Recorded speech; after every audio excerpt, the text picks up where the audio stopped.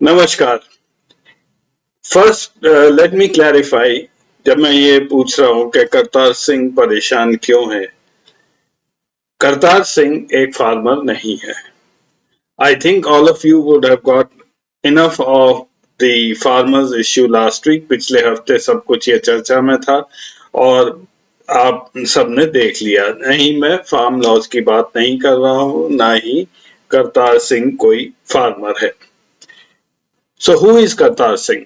करतार सिंह कौन है? ये एक काल्पनिक पात्र मैंने क्रिएट किया है जिसकी किसी भी आदमी के साथ कोई भी रिलेशनशिप नहीं है।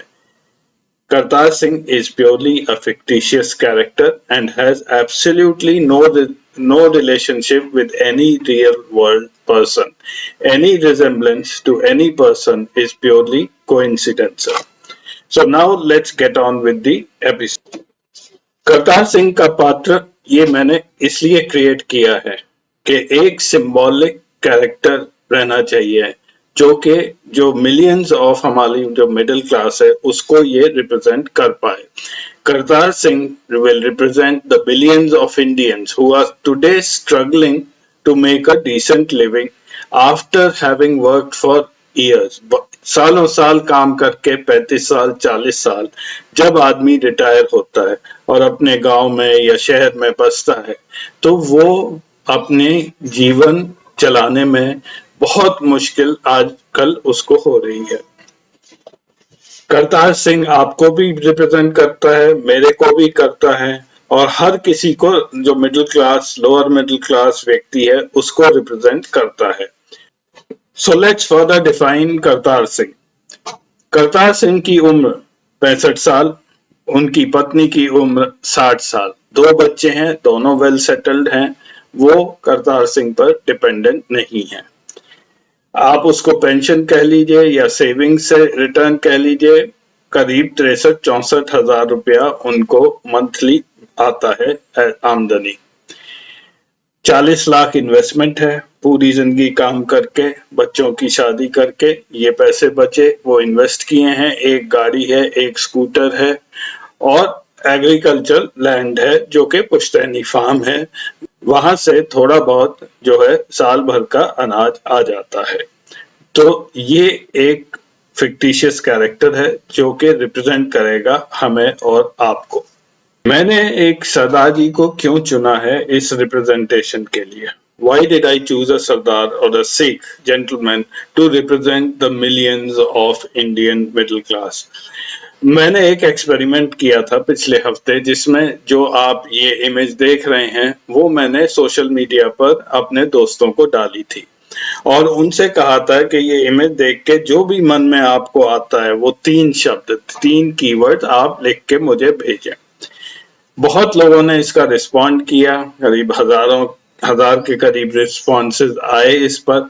जो रिस्पॉन्स आएंगे वो थोड़ा देख के आपको भी खुशी होगी, वो मैं दिखा रहा हूं अगली स्लाइड। जो मेजर कीवर्ड्स जो सबसे ज्यादा लोगों ने जो कीवर्ड और जिस ऑर्डर में बोला है वो पहला बोला था इंडियन, दूसरा पैट्रियोटिक और तीसरे नंबर पर रहा सोल्जर।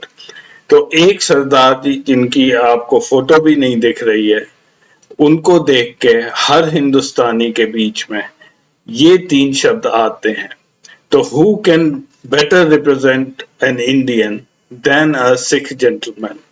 उनके बारे में एक भी उल्टा खराब कीवर्ड किसी ने नहीं बोला है। अगर आप बाकी कीवर्ड भी देखेंगे उसमें भी सरदार, लुकिंग अहेड, सोल्जर, सेवक, डिटरमिन्ड यही लोगों के दिमाग में आता है।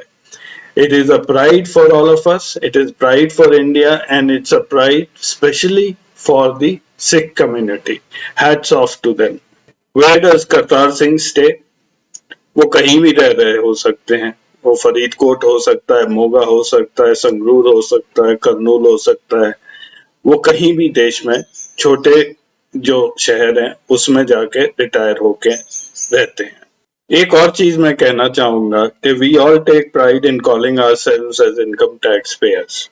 हम सब अपने को इनकम टैक्स पेयर कहते हैं और इसमें बहुत प्राउड फील करते हैं। यहाँ तक कि इनकम टैक्स ऑफिस ने भी एक बैज दिया है जो सोशल मीडिया पर, जो कि आप लगा सकते हैं जब आप रिटर्न फाइल कर लेते हैं। In practice every Indian who buys anything, जो भी कुछ खरीदता है वो एक टैक्स पेयर है, और वो टैक्स जो है शायद हम जो इनकम टैक्स देते हैं उससे ज्यादा होता है। ये कतार सिंह की मंथली एक्सपेंडिचर शीट है।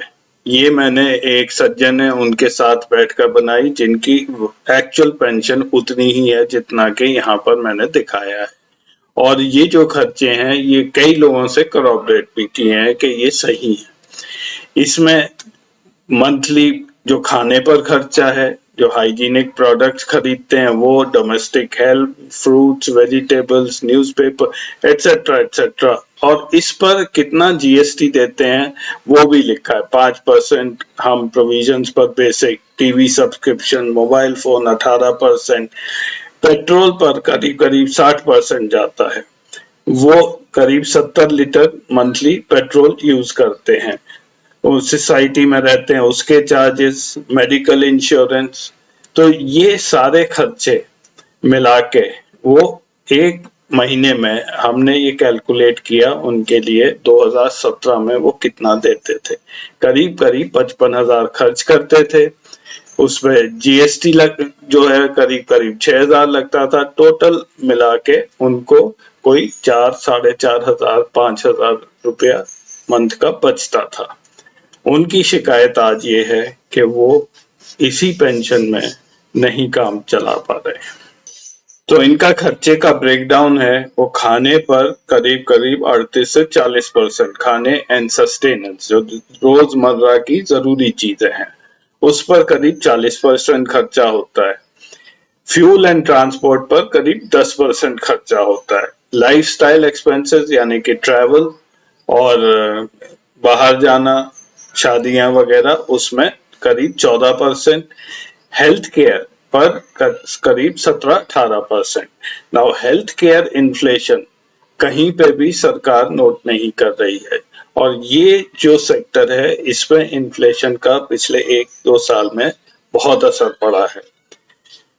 बाकी अन्य चीजें जो है वो करीब 20%। तो ये एक आम आदमी का जो है टिपिकल ब्रेकअप होता है एक्सपेंसेस का।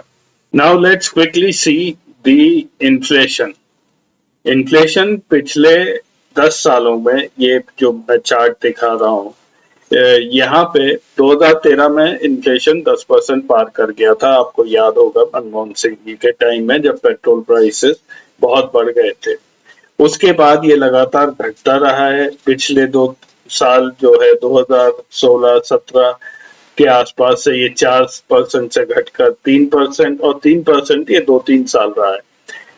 जनवरी 1 2019 को, और ये कोरोना से पहले का टाइम है, तब से इन्फ्लेशन बढ़ना शुरू हुआ है और आज जो है ये 6.5% के ऊपर है। According to RBI, in the next 5 years, the inflation is likely to be 4%, plus minus 2%, यानी कि 6% और 2% के बीच में रहने की उम्मीद है, ये ऐसा आरबीआई ने कहा है। इस साल इन्फ्लेशन यानी कि 2021 में ये 6.5% से ऊपर ही रहेगा। तो ये आरबीआई डेटा लेके मैंने कुछ जो अफेक्ट इसका इनकम और एक्सपेंडिचर और जीएसटी पर होता है, जो हम और आप पे करते हैं, वो एक ग्राफ निकाला है। इन्फ्लेशन से किसका फायदा होता है? डेफिनेटली हम और आपका नहीं होता है। ये बहुत अजीब बात है कि जब भी कीमतें बढ़ती हैं उसमें सरकार का मुनाफा होता है। The government benefits from price rise. ये अभी आपने पेट्रोल के दामों में देखा होगा, पेट्रोल के दाम बढ़ते गए, गवर्नमेंट का क्योंकि एक परसेंटेज होता है उस पर टैक्सेस, वो टैक्सेस बढ़ते गए। तो जैसे जैसे प्राइस पेट्रोल की बढ़ती गई, सरकार का मुनाफा टैक्स की बदौलत बढ़ता गया। सेम चीज जो है, बिल्कुल ऐसी चीज होती है जब डोमेस्टिक प्राइसेस बढ़ते हैं या इन्फ्लेशन की वजह से रेट बढ़ते हैं, खाने की चीजों के बढ़ते हैं। वहां पे भी जैसे जैसे प्राइस बढ़ता है जीएसटी कलेक्शन बढ़ते जाते हैं, और इसीलिए मैंने पहले बोला था, हर व्यक्ति इस देश में टैक्स पेयर है कि भाई आप खाना तो खरीदते ही होंगे जाके। सेकंड चीज ये है कि जो भी फिक्स्ड इनकम ग्रुप्स हैं जैसे कि पेंशनर्स हैं, उनकी जो तनख्वाहें हैं वो बढ़ती नहीं है इतनी तेज जितना कि इन्फ्लेशन बढ़ता है। इन्फ्लेशन तो मंथ ऑन मंथ बढ़ता रहता है। आपका पेंशन रिवीजन जो है ये जाके वो बहुत 4 5 6 साल बाद होता है। And the biggest losers are people who are living on fixed deposits. जो आप इंटरेस्ट कमाते हैं, इंटरेस्ट रेट्स भी कम होते हैं और वैल्यू ऑफ मनी भी कम होता है। इसलिए सबसे ज्यादा अफेक्टेड पिछले 4 5 साल में सीनियर सिटीजन पेंशनर्स हुए हैं, जिन्हें सबसे ज्यादा परेशानी आज हो रही है। Let us analyse Kartar Singh expense statement. ये जो मैं आपको दिखा रहा हूं, जो ग्रीन लाइन है, ये है इनकम स्टेटमेंट, जो कि उनकी पेंशन, नेट पेंशन 2017 में 60,000 थी, बढ़कर आज 63,600 हो गई है। और एक्सपेक्टेड रिवीजन है कि नेक्स्ट ईयर एक रिवीजन आ जाएगा तो एक जंप मिलेगा, और ये जंप हर 5 साल में मिलेगा आगे चल के। तो ये एक अज्यूम्ड कर्व है उनके इनकम का। मंथली एक्सपेंसेस जो है वो इन्फ्लेशन के साथ बढ़ते जाते हैं एक लीनियर तौर पर। कॉस्ट ऑफ गुड्स भी बढ़ते जाते हैं। इसकी बदौलत जीएसटी जो है बढ़ती जाती है। जितना जीएसटी 2017 में 5,955 रुपए थी, वो आज बढ़कर 7,200 हो गई है, और 2028 में ये 10,000 पार कर जाएगी। तो ये जो एक्सेस जीएसटी है ये जाता है गवर्नमेंट के खाते में। तो हमारी इनकम कम होती है, हमारे हाथ में कम पैसा होता है, हमारे हाथ से लेकर सरकार अपनी जेब में डाल लेती है। दूसरा है कि नेट सेविंग जो है, जो उनकी सेविंग 2017 में 4,500 थी, क्योंकि एक्सपेंसेस बढ़ते गए वो नेगेटिव में चली गई, और आज की तारीख में करतार सिंह अपनी सेविंग्स में टिप कर रहे हैं। उन्हें वो 63,000 रुपए पूरे नहीं पड़ते हैं। इवन जब पेंशन बढ़ गई नेक्स्ट ईयर, उसके बाद भी एक टेम्परेरी रिलीफ होगा, क्योंकि इन्फ्लेशन फिर से बढ़ने लगेगा और फिर से उनकी सेविंग डिप होगी, और आगे जाके ये डिप इवन स्ट्रॉन्गर होगा। तो विद टाइम जो वैल्यू ऑफ मनी है वो बहुत बुरी तरह घटती है। मैं थोड़ा डिटेल में आपको ये बात फिर समझा रहा हूं, इसके लिए मैं इस स्लाइड में जूम इन कर रहा हूं। धीरे धीरे जैसे प्राइसेस बढ़ते हैं, जीएसटी जो हम पे करते हैं उन्हीं चीजों के लिए, क्योंकि उनकी प्राइस बढ़ जाती है, जीएसटी हम ज्यादा देते रहते हैं। तो ये ओवर द पीरियड जीएसटी का कर्व है। हमारी जो सेविंग्स है वो क्यों कॉस्ट निकाल के, जीएसटी निकाल के, वो धीरे धीरे कम होती जा। एक टाइम ऐसा आता है कि आपकी जो इनकम है उससे ज्यादा खर्चे हो जाते हैं, और ये जो ट्राइंगल, ये जीरो लाइन है, उसके नीचे आ जाता है। तो ये पीरियड आ जाता है जब आप अपनी सेविंग्स में डिप करने लगते हैं। फिर एक रिवीजन आ जाता है आपके इनकम में, तो फिर से आपको एक्स्ट्रा मनी हाथ में आता है, but again due to inflation ये नीचे आता रहता है, और नेक्स्ट टाइम ये जो ट्राइंगल है ये और भी बड़ा हो जाता है। तो over the period of time आपकी वैल्यू, आपके इनकम की, वो कम होती जाती है। तो ये बहुत बड़ी प्रॉब्लम आज जितने भी कंट्री में हमारे सीनियर सिटीजन्स हैं या पेंशनर्स हैं, उनको ये फेस करना पड़ रहा है। पेंशन रिवाइज हो जाती है, अगर आप अपने ही खर्चे से अपनी जिंदगी चला रहे हैं तो ये और भी बड़ी समस्या है, क्योंकि उसमें कोई रिवीजन नहीं होता है, बैंक रेट्स गिर चुके हैं।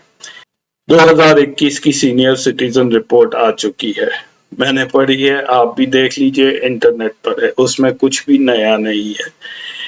प्रॉब्लम ये इन्फ्लेशन की हर सरकार के साथ होती है, लेकिन जब सरकार एक्शन नहीं लेती है तो ये समस्या बढ़ती है सारे लोगों के लिए। पिछले 4 5 साल में बढ़ते हुए रेट्स पर कोई भी एक्शन नहीं लिया गया है। इन्फ्लेशन जो है 2019 से बढ़ रहा था, ना कि जब कोरोना आया है। तो ये जो डिमोनेटाइजेशन के बाद ये सारी समस्याएं बढ़ी हैं, इस पे अभी तक कोई एक्शन नहीं है और इसीलिए एक आम आदमी जिसको रिप्रेजेंट करता है हमारा करतार सिंह, वो परेशान है। तो आज के एपिसोड में इतना ही। नेक्स्ट वीक फिर मिलेंगे। नमस्कार।